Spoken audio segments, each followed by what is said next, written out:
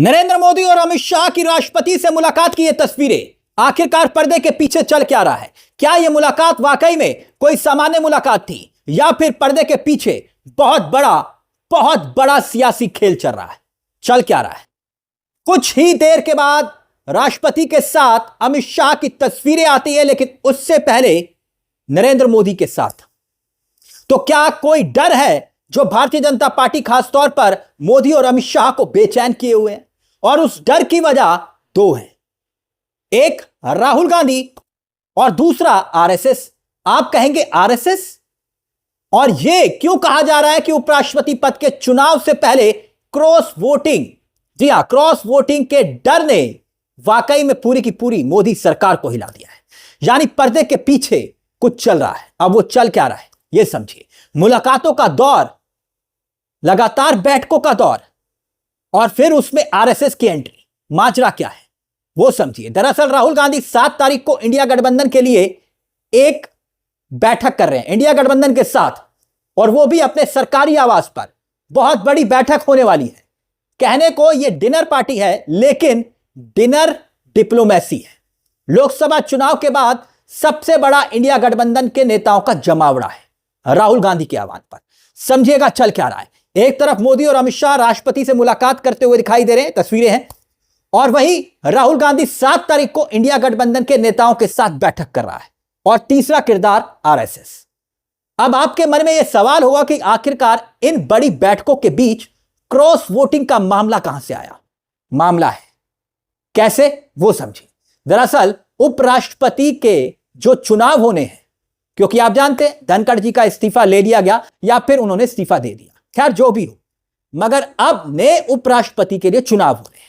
मोदी सरकार ने अपने स्तर पर बड़ी तैयारी, गोलबंदी शुरू कर दी है, क्योंकि बीजेपी को यह डर सता रहा है। अंदर की खबर यह है कि एक तो राहुल गांधी 7 तारीख को बड़ी बैठक कर रहे हैं, और दूसरा डर यह कि ऐसा ना हो कि बीजेपी के ही सांसद बगावत पर उतर आए, बीजेपी के सांसद क्रॉस वोटिंग कर दें। आप कहेंगे ऐसा कैसे हो सकता है? कौन ऐसा हिम्मत वाला है बीजेपी के अंदर जो क्रॉस वोटिंग कर दे? बताते हैं कैसे। वो ऐसे कि उपराष्ट्रपति पद का जब चुनाव होता है तो पार्टी की तरफ से व्हिप जारी नहीं होता।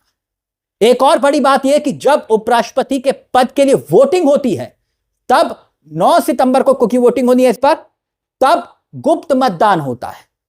यानी कोई भी सदस्य अपना वोट किसी दूसरे को दिखा नहीं सकता। अब ऐसे में 7 से 21 अगस्त तक उपराष्ट्रपति के चुनाव के लिए नामांकन की तारीख तय कर दी गई है, और 9 सितंबर को चुनाव होना है। और ऐसे में बीजेपी को डर यह है कि उसके अपने सांसद ही अगर क्रॉस वोटिंग ना कर दें, यह डर है। मगर असल खबर एक और यह है, क्योंकि आरएसएस भी बड़ा दांव चल सकता है। आरएसएस अपने चेहरे को सामने ला सकता है। अगर सब कुछ आरएसएस की मर्जी के मुताबिक हुआ तो यह ठीक वैसे ही होगा जैसे बीजेपी के राष्ट्रीय अध्यक्ष को लेकर मोदी और शाह के साथ हो रहा है। राष्ट्रीय अध्यक्ष अगर मोदी और अमित शाह की सहमति से बन पाता तो बीजेपी अब तक राष्ट्रीय अध्यक्ष चुन लेती। 2 साल हो गए, चुन नहीं पाई। यानी आरएसएस अपना चेहरा राष्ट्रीय अध्यक्ष की कुर्सी पर तो देख रहा है, मगर अब जो खबर आ रही है वो खबर यह आ रही है कि उपराष्ट्रपति पद पर भी आरएसएस अपने चेहरे को देखना चाहता है। तो क्या यह मोदी और अमित शाह के लिए बहुत बड़े झटके से कम नहीं होगा अगर ऐसा हुआ? यानी बीजेपी का राष्ट्रीय अध्यक्ष अगर आरएसएस की पसंद का बन गया तो पार्टी हाथ से चली जाएगी, और अगर उपराष्ट्रपति, क्योंकि संवैधानिक पद है, वहां पर कोई आरएसएस का चेहरा बैठ गया तो भी दिक्कत होगी। और ऊपर से राहुल गांधी इन दिनों एक टेंशन और दिए हुए हैं। राहुल गांधी समूचे विपक्ष को लामबंद कर चुके हैं, उसमें कामयाब हो चुके हैं लामबंद करने में। और अगर सिर्फ आम आदमी पार्टी को छोड़ दे तो आप खुद देखिए, राहुल गांधी इस वक्त विपक्षी दलों को लगभग एक साथ ला चुके हैं एक छत के नीचे। और ऐसे में 7 तारीख को इंडिया गठबंधन की मीटिंग होनी है, वो अलग। मोदी शाह की टेंशन इसीलिए बढ़ी हुई है। और अब खबर यह आ रही है कि मोदी शाह ने बकायदा कुछ वरिष्ठ नेताओं को लगाया है पर्दे के पीछे, एक टीम बनाई है।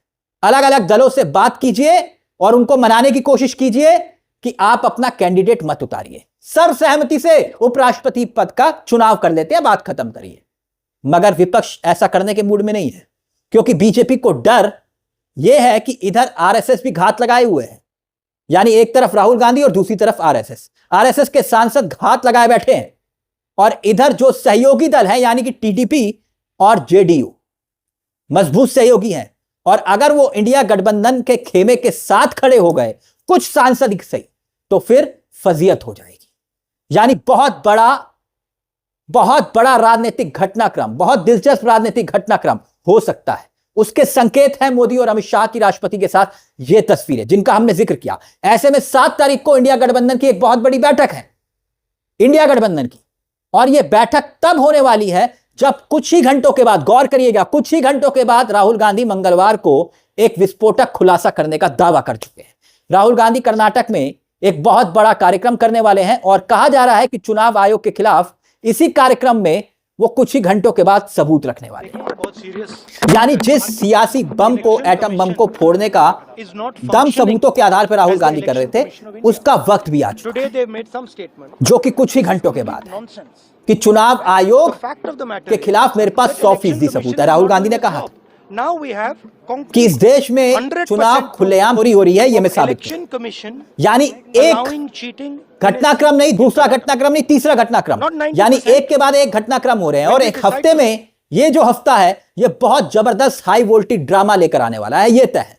क्योंकि एक और बड़ी बात यह भी है कि अब जिस इंडिया गठबंधन को कमजोर कहा जा रहा था, क्योंकि आप जानते हैं हमारी होनहार मीडिया को, वो तो कहीं पर भी कुछ भी है, नैरेटिव सेट करने वाली, तो जिस गोदी मीडिया ने, होनहार मीडिया ने यह नैरेटिव सेट किया था कि इंडिया गठबंधन खत्म हो गया, और वही इंडिया गठबंधन राहुल गांधी के आह्वान पर डिनर पार्टी में आ रहा है। एसआईआर के मुद्दे पर जब से, गौर करिएगा, संसद शुरू हुई है तब से एसआईआर के मुद्दे पर राहुल गांधी के साथ खड़ा। कोई दिन ऐसा नहीं गया कि इंडिया गठबंधन के नेता राहुल गांधी के साथ दिखाई ना दिए, और अब बकायदा एक बैठक, वो भी राहुल गांधी के आवास पर। तो क्या कुछ उपराष्ट्रपति पद के चुनाव को लेकर बड़ा होने वाला है? क्या इसीलिए मोदी शाह परेशान है? और इस मुलाकात के पीछे की असली वजह क्या वाकई में आरएसएस भी है? क्योंकि आप जानते हैं कि बीजेपी के घर में अगर बिग बॉस चल रहा है राष्ट्रीय अध्यक्ष के चुनाव को लेकर, क्योंकि राष्ट्रीय अध्यक्ष नहीं चुना गया बीजेपी का, और दूसरी तरफ उपराष्ट्रपति पद का चुनाव, तो ये बिग बॉस जो चल रहा है बीजेपी के घर में, तो वो बिग बॉस की भूमिका में आपको मालूम है कौन है? आरएसएस। और दूसरी तरफ राहुल गांधी इंडिया गठबंधन को लेकर साथ खड़े हो गए, तो इसीलिए मोदी और शाह परेशान बताए जा रहे हैं। तो क्या होगा अगर बीजेपी के ही सांसद सरकार के खिलाफ वोट कर दें? यह बहुत हैरान करने वाला वाकया हो जाएगा। हमने फिर कहा कि उपराष्ट्रपति के लिए जब मत डाले जाते हैं, वोट डाले जाते हैं, तब किसी को दिखाया नहीं जाता, व्हिप जारी नहीं होता, यानी सांसदों पर व्हिप लागू नहीं होगा। और ऐसे में अगर सहयोगी सांसद, ध्यान रखिएगा, टीडीपी या फिर जेडीयू के सांसद ही अगर बगावत करते तो भी फिर लेने के देने हो जाएंगे। इसलिए सियासी भूचाल आ सकता है। इस खबर में दोस्तों मेरे साथ इतना ही, लेकिन चलते चलते दरख्वास्त, चैनल को सब्सक्राइब करना मत भूलिएगा। यह मंच आप ही का मंच है जहां कलम गुलाम नहीं। मुझे तिलक चावला को दीजिए इजाजत। नमस्कार, जय हिंद, जय भारत।